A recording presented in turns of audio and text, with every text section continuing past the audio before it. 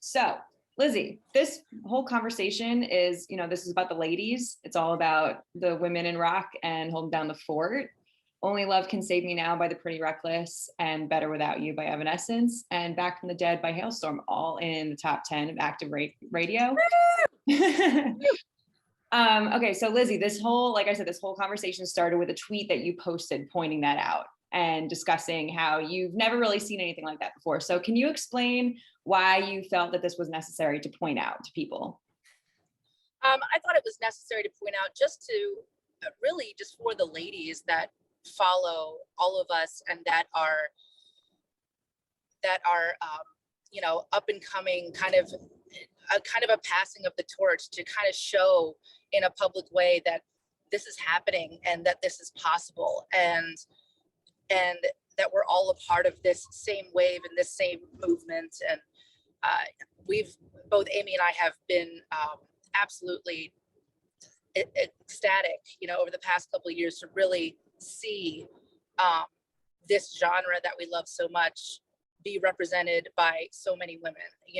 I remember just a few short years ago, I was usually the only girl on tour.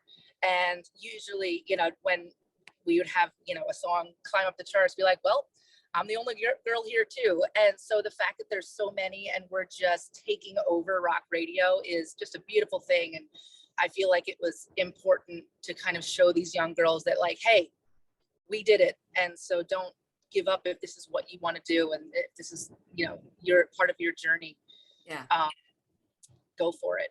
And it is possible, and get it, do it. So Evanescence, Hailstorm, and The Pretty Reckless are like mainly the three, and in this moment, Dead Sarah, Dorothy, Lilith Czar, like these are a lot of the women fronted acts that we're seeing on rock active radio. But why do you guys think that more women aren't being heard on rock radio? I don't know if there's a simple straight answer for that. It takes a lot to get to where Lzzy and I and The Pretty Reckless have gotten. It takes extra to get there when you look and sound different than the majority of the people around you. I think that's fair to say. It just takes proving yourself like as a unique entity, that you have everything that it takes and not to be afraid of something new. I think that with anything where it's a, I don't know, it's an endeavor, it's a business, it's radio, we can't mess this up, everyone's listening. They're worried about risks. And I think that's funny because most of the bands that they can't stop playing 30 years later were completely different than anything that came on the radio at the time when they broke big. So I've always seen differences and uniqueness as a strength. That's something that'll let you cut through the noise.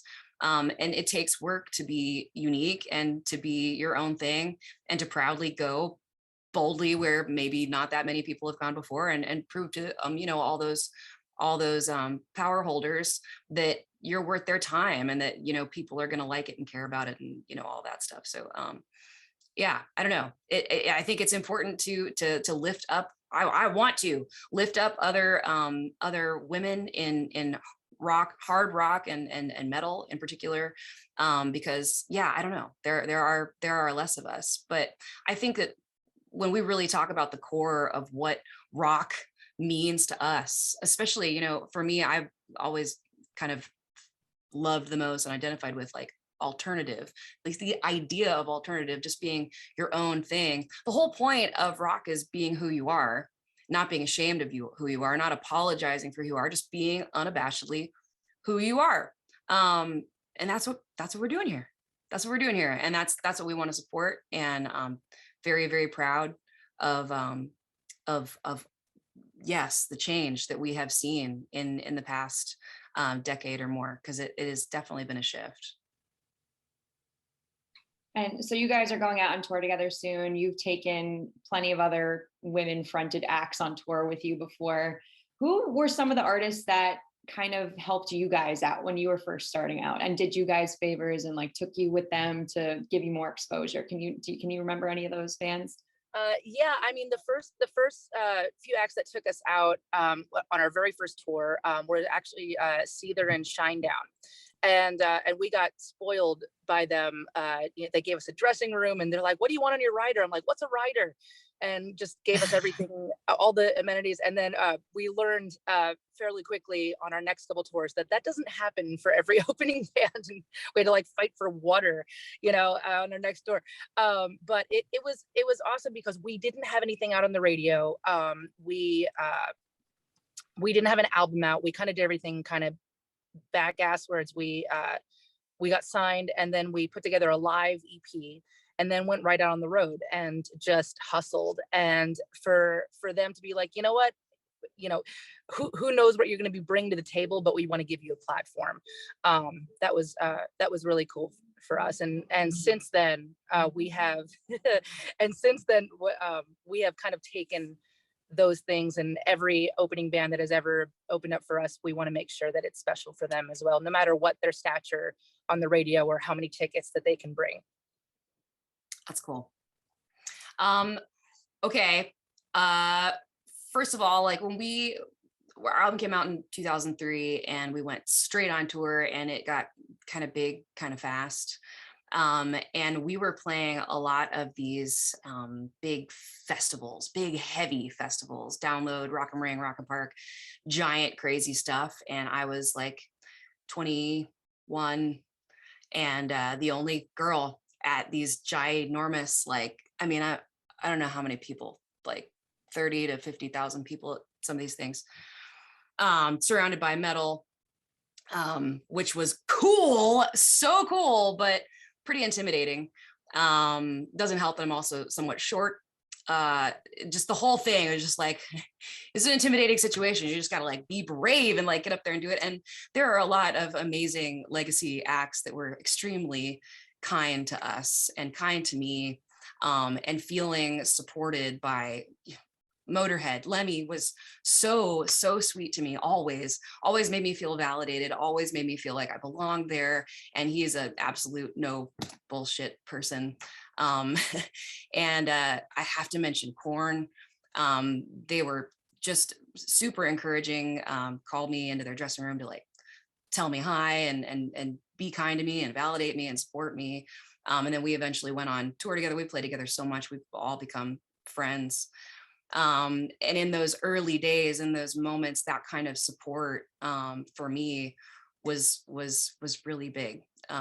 We got it from a lot of really cool places that just made me go, whoa, really? Okay, all right, I can do this. So you guys both mentioned that you were a little bit, intimidated being the only women a lot of these times. As women, what were some of the struggles and challenges you faced when you were first starting out? People just look at you like, cool, all right, who are you with? Where's your pass? Let me see your pass. But no, having to go back to the other guy going, no, this is me on the picture. Like, I don't have my makeup on right now, but like, I swear to God, it's me. Just the attitude of that vibe backstage is one thing.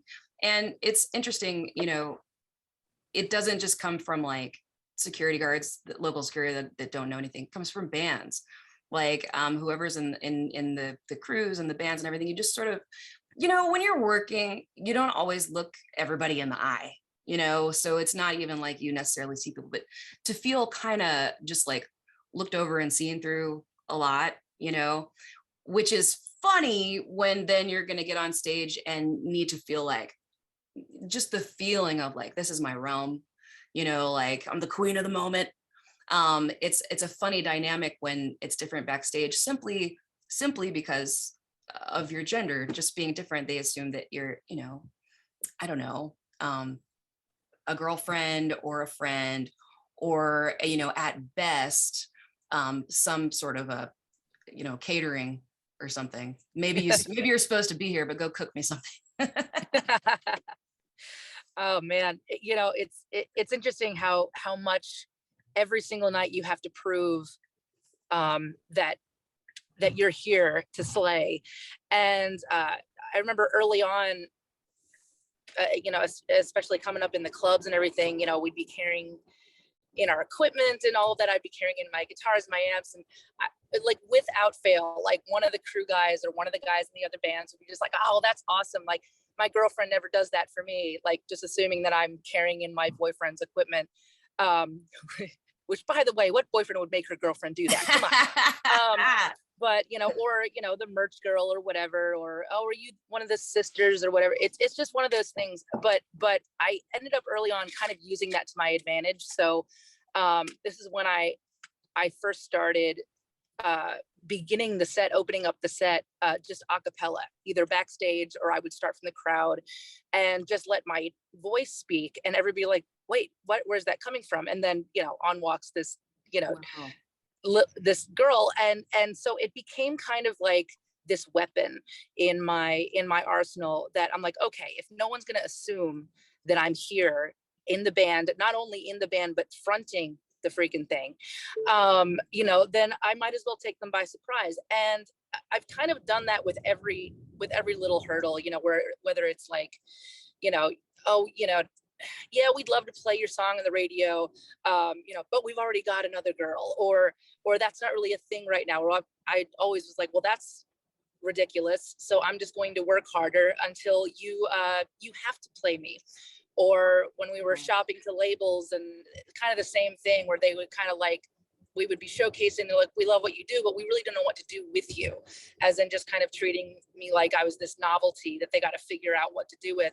And so of course I'm like, well, that's ridiculous, I'm going to do it anyway. And it's not fair, because look, I listen to a lot of bands, I love a lot of male fronted bands, women fronted bands, and I've seen some really bad ones, both male and female, and I've seen some really good ones. And at the end of the day, all I want is for the music to speak. And I'm a singer, I'm a front person, I'm a lyricist, I'm a songwriter.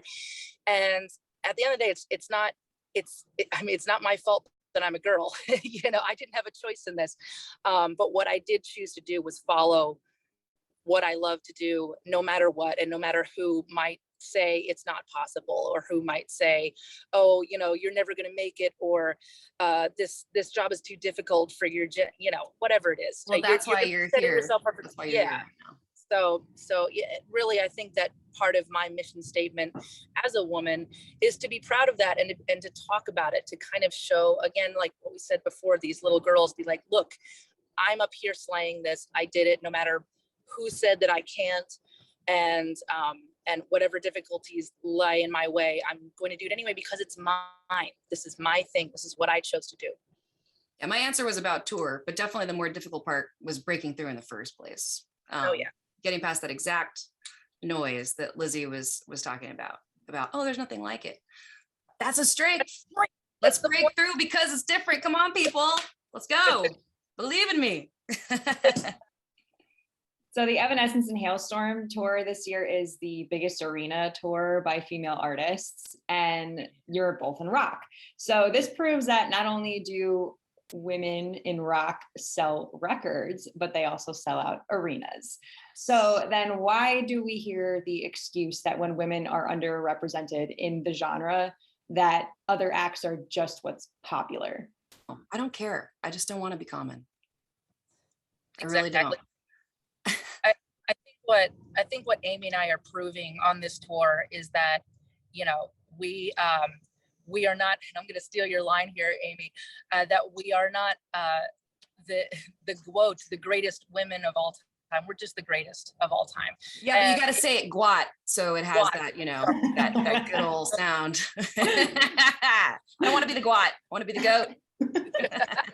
So we often still get comments that show that people don't see the issue when we try to highlight the struggles of anyone in rock that isn't a straight white man. Why do you guys think that it's important to highlight women in rock and people of color and any other minorities in the genre?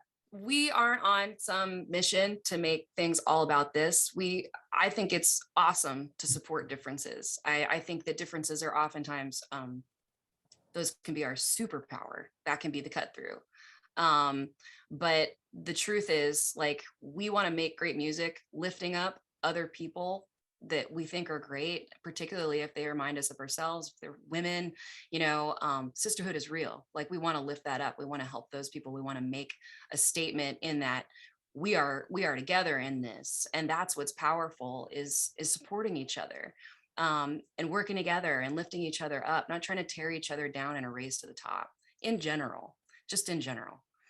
So if we can show that kind of love and unity and caring for other people, I think that, you know, it's all just rock and roll. But at the same time, like any little thing that we could possibly do with our platform to push that sentiment into our world right now would make me feel like it's more important than anything else I'm doing. That's and that's what rock and roll is. Like, right to your point, Amy, is that it is a home, it is a church, it is a fellowship for the downtrodden, for the misunderstood, for the people that are different, for the weirdos, for the freaks out there. You know, it's like, this is our home. And you know, we're lucky enough to stand on stage, you know, and look at this crowd of people of all walks of life and literally say, look, the rock show doesn't care what skin color you have, who you like to kiss, whether you're a boy or girl, what you do for a living, how much you make, where you live. We're all the same here. And so just to have that kind of, you know, congregation and, like I said, fellowship is such an important thing. It's a place where people can truly just be themselves, because that's what I get from it. And not just when I'm on stage, when I go to a show and I'm surrounded by people that are all just, we're all here to let it go and let all of that stuff go. It's just it's a beautiful thing to be a part of. Cool. So we're going to wrap on this last one. Do you guys have any up and coming artists that feature women that you guys want to give a shout out to, so that, you know, we can kind of be more aware of some of them that are on the rise? Oh, absolutely. One of my absolute favorites of all time. And Amy, I don't know whether you know these girls, but it's a band called the Dead Deads. Yeah. They're right now just kind of breaking through the scene. They've been a band for a while. We actually ended up taking them out on their first tour. I think this was in like 2014 or something like that.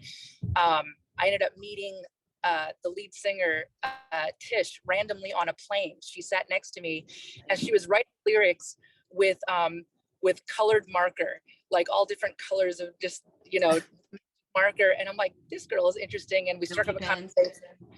And it turned out that her drummer was a big fan of my drummer, my little brother, and like, oh man, like we should keep in touch. So we became friends, and then we took them out on tour, and they absolutely slayed. But their sound is so amazing. It's like this kind of throwback 90s Veruca Salt, but just with more teeth. Totally. And the songs have this kind of, there's pop sensibility, there's this like metal sensibility. It's really unique. And I love their latest record, Tell the Girls It's All Right. They're you know, not only huge supporters of women, like super feminists, but also the LGBTQ plus community. And we're taking out, you know, Plush, who I really like, and that was my choice. And this is their first tour. I mean, it's like their first tour, and I don't think one of them is older than 21. And they're an all-girl band, totally kick ass. Just finished their album. They've got a single called Hate that's out there and awesome. And I'm super excited to watch that happen. I'm really excited to see them get up there and I don't know, probably remember some things about our first tour, and just like they have an incredible energy. So I'm stoked on Flesh. Awesome. All right. Well, we're so excited to see you guys get out there and kick ass and keep holding down the fort from, you know, all the women in the music industry at large. So thank you. Thanks for the time. So great chatting with you, ladies. Have a good one. Stay safe. See you soon. Bye.